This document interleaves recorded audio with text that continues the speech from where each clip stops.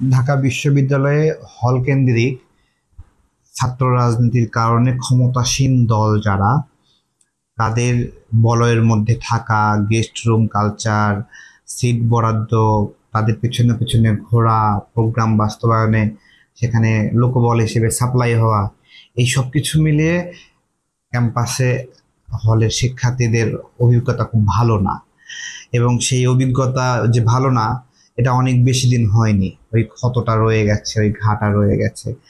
আমাদের এই গণ অভ্যুত্থানে যদি অনেকগুলো কারণ থাকে যে ছাত্ররা কেন মাঠে নেমে আসলো, এই যে ছাত্রলীগের নিপীড়নের কারণেও এই কারণটাও কিন্তু ছিল।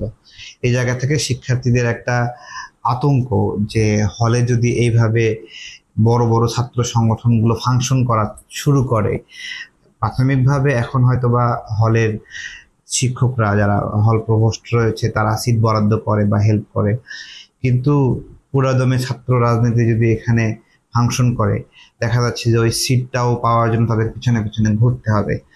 তো এটা ছাত্রদের একটা মর্যাদাগত বিষয় যে তারা তাদের যে অধিকার, সেই অধিকারটার জন্য এ করছে। তো এইখান থেকে ছাত্ররা আতঙ্কিত, এবং আমি এই আতঙ্ককে ন্যায্য মনে করি।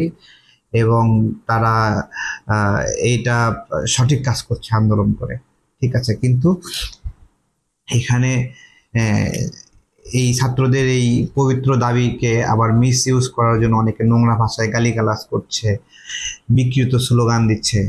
এগুলোকে আমাদেরকে আইডেন্টিফাই করতে হবে এক্স্যাক্টলি এই লোকগুলো আসলে কারা।